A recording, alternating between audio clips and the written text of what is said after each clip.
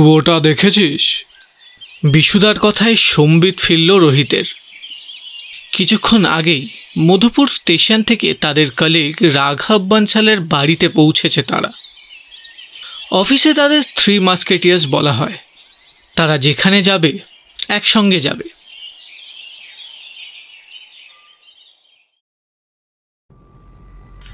বর্তমানে বাংলা সাহিত্যের অন্যতম শ্রেষ্ঠ লেখক অভীক দত্তের জন্ম 10ই অক্টোবর 1985। কেমিক্যাল ইঞ্জিনিয়ারিং পাশ করে চাকরির সাথে তিনি লিখতেও ভালোবাসতেন। 2007 সালে তার প্রথম বই 1 কুড়ি গল্প প্রকাশিত হয়। আজকের গল্পটি শারদিয়া 1432 কিশোর ভারতী পত্রিকা থেকে নেওয়া হয়েছে। এখন আপনারা শুনছেন মধুপুরের সেই কুয়ো। শুনুন এবং সাবধান, কারণ কিছু গল্প আপনাকে গ্রাস করে ফেলে।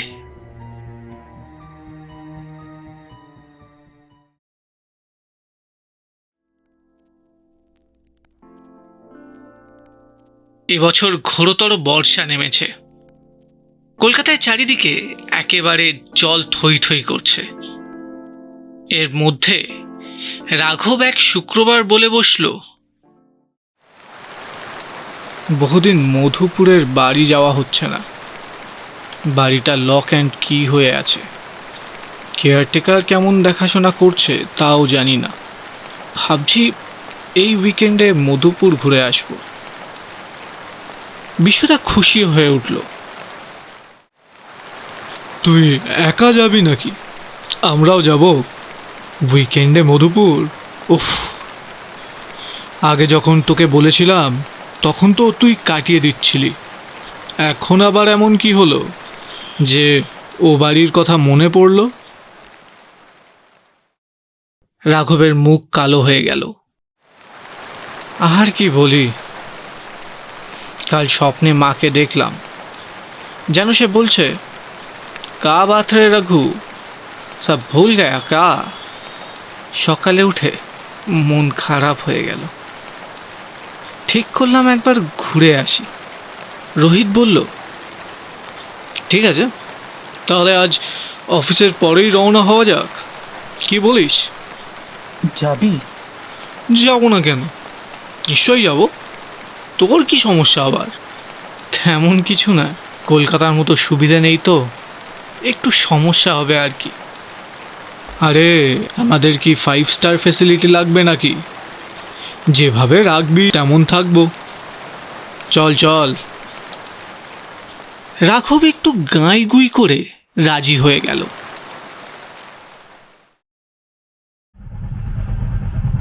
অফিস শেষে বাড়ি ফিরে ব্যাগ গুছিয়ে সবাই রাতের ট্রেনে চড়ে বসল।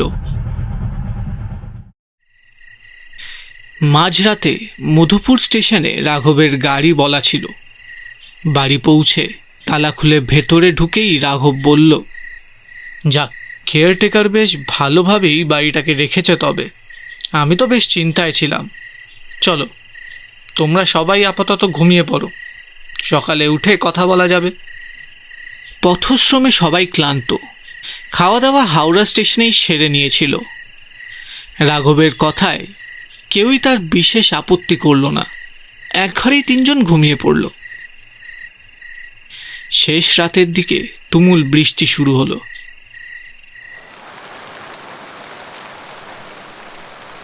চাদর মুড়ি দিয়ে ঘুমটা মন্দ হলো না। রোহিতের ঘুম খুব পাতলা। বৃষ্টির আওয়াজে ঘুম ভেঙে গিয়েছিল। হঠাৎ মনে হলো একটা বাচ্চা ছেলে তার দিকে তাকিয়ে আছে। সে উঠে বসে কাউকে দেখতে পেল না। ভাবল, সারাদিনের দৌড়ঝাঁপে মাথা কাজ করছে না হয়তো। আবার ঘুমিয়ে পড়ল।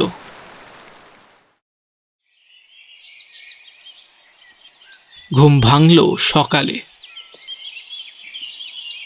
পুরনো আমলের দোতলা বাড়ি।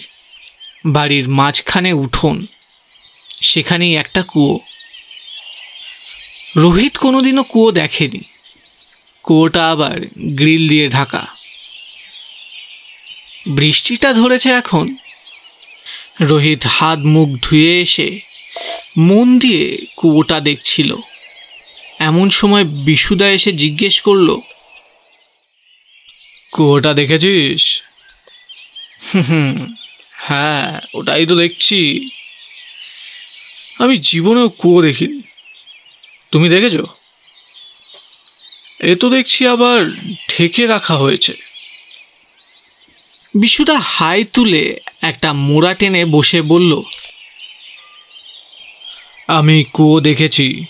আমার ছোটবেলা কেটেছে চিত্তরঞ্জনে। চিত্তরঞ্জনের নাম শুনেছিস তো? রোহিত বলল, কেন শুনবো না? তাছাড়া কাল চিত্তরঞ্জনের ওপর দিয়েই তো এলাম। হ্যাঁ, লোকোমোটিভের কারখানা। তাছাড়া রেলের টাউনশিপটাও ভারী সুন্দর। আমার বাবা ওখানে কাজ করতেন। আমাদের কোয়ার্টারে কুয়োই ছিল। রোহিত বলল, মজাদার ব্যাপার তাই না? কেমন একটা অন্যরকম ফিলিং। বিশুদা বলল, আর ফিলিং?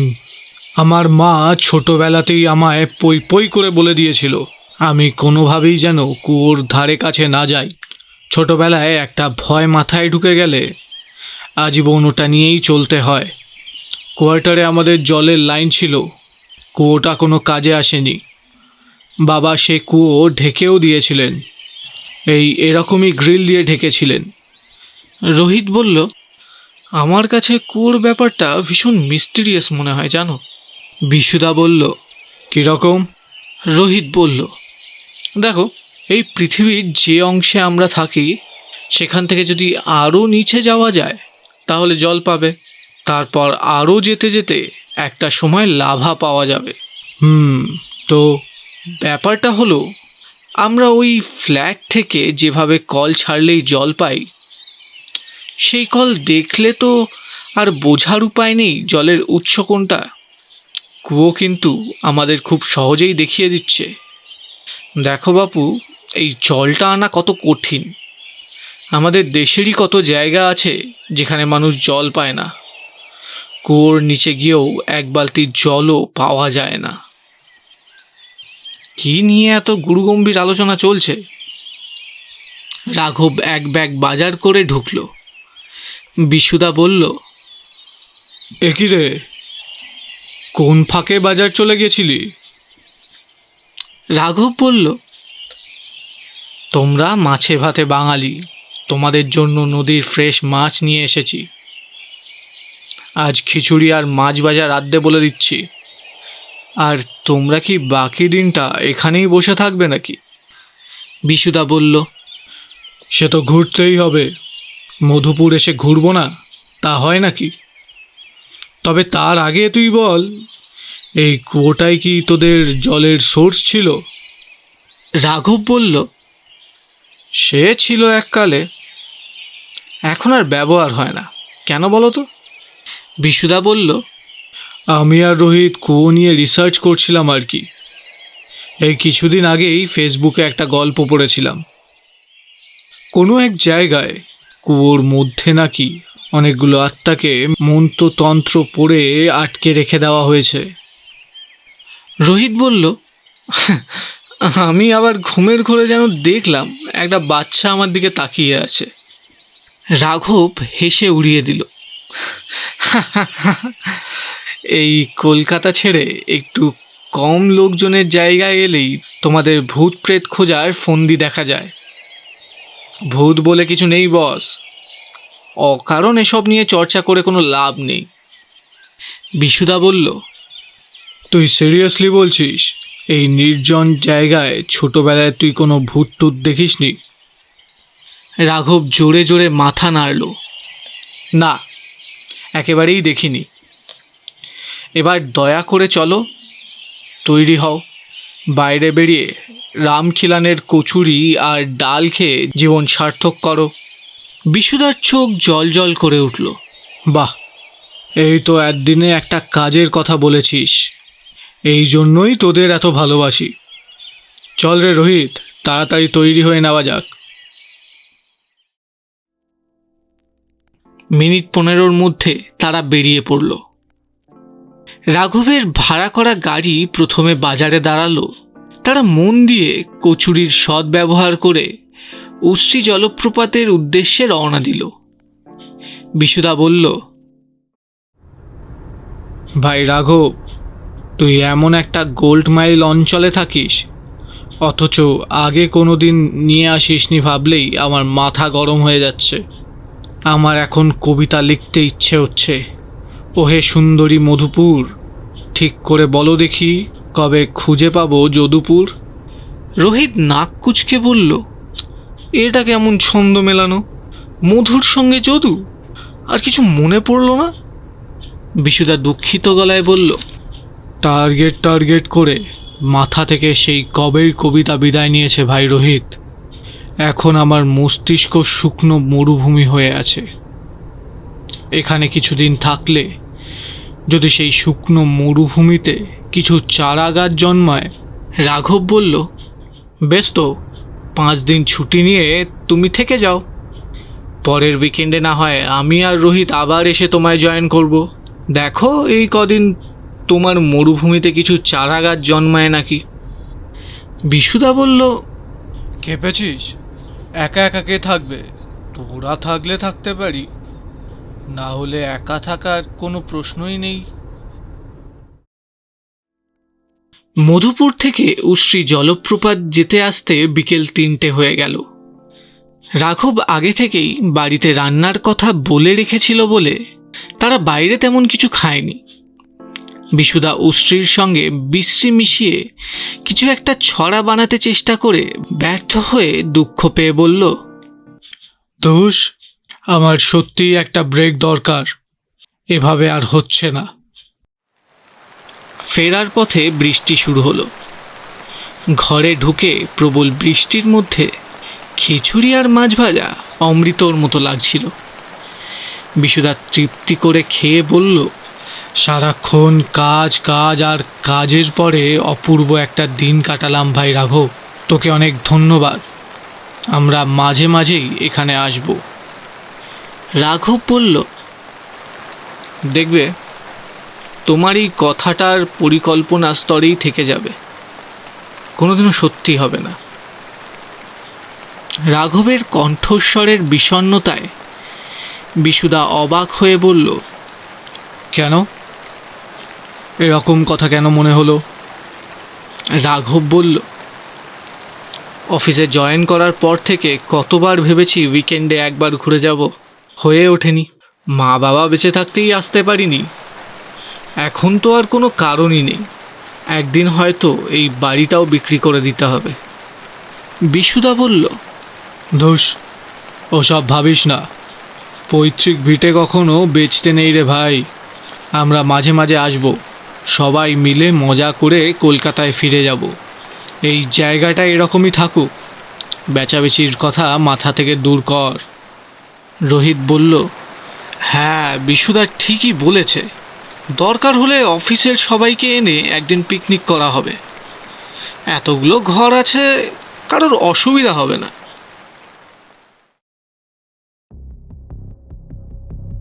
একে রাতে বেশি ঘুম হয়নি। সারাদিন গাড়িতে করে ঘোরাও হয়েছে। 3:30 নাগাদ বিছানায় শুতেই সবার চোখে ঘুম নেমে এলো। রোহিতের রাত 8টায় ঘুম ভাঙল, আর ঘুম ভাঙার পরেই ঘটনাটা ঘটল। কাল রাতের বাচ্চাটাকে আবার দেখতে পেল সে। এবার ছেলেটা কাঁদছে। তাকে দেখা মাত্র ঘর থেকে বেরিয়ে গেল। রাঘব আর বিশুদা ঘুমাচ্ছে দেখে রোহিত তাদের বিরক্ত করল না। ঘরের বাইরে এসে দেখল চারিদিকে অন্ধকার নেমে এসেছে। কেয়ারটেকার ভদ্রলোককেও দেখতে পেল না সে। এদিকটা শহর থেকে একটু দূরে। বৃষ্টি কমে এলেও পোকার ডাক, ব্যাঙের ডাক সব মিলিয়ে একটা গা ছমছমে পরিবেশ সৃষ্টি করে। বাচ্চাটাকে বাইরে কোথাও আর দেখা গেল না।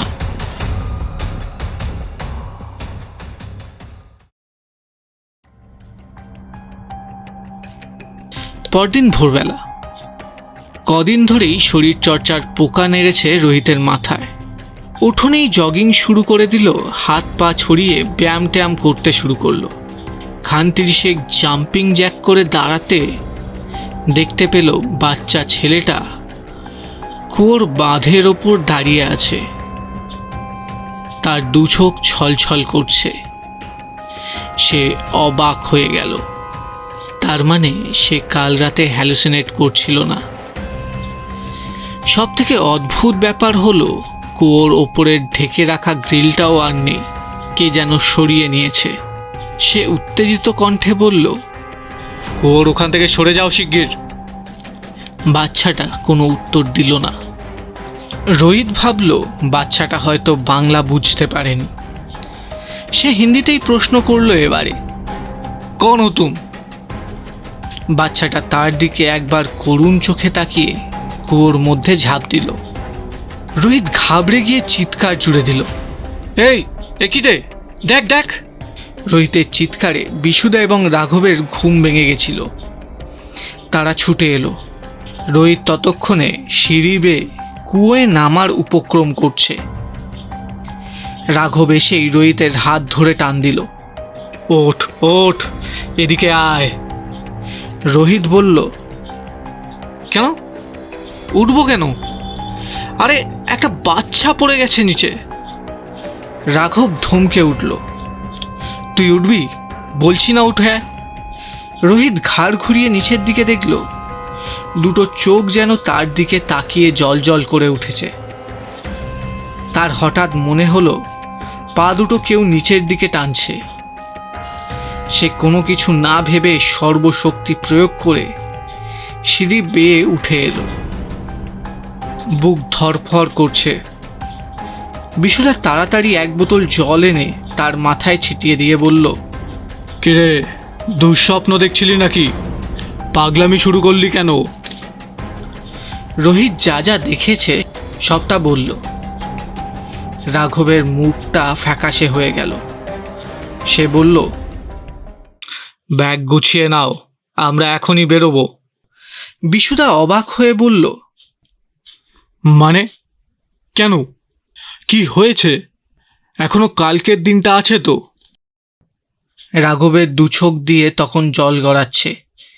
সে বলল, আমি যা বলছি করো, চলো বেরোতে হবে।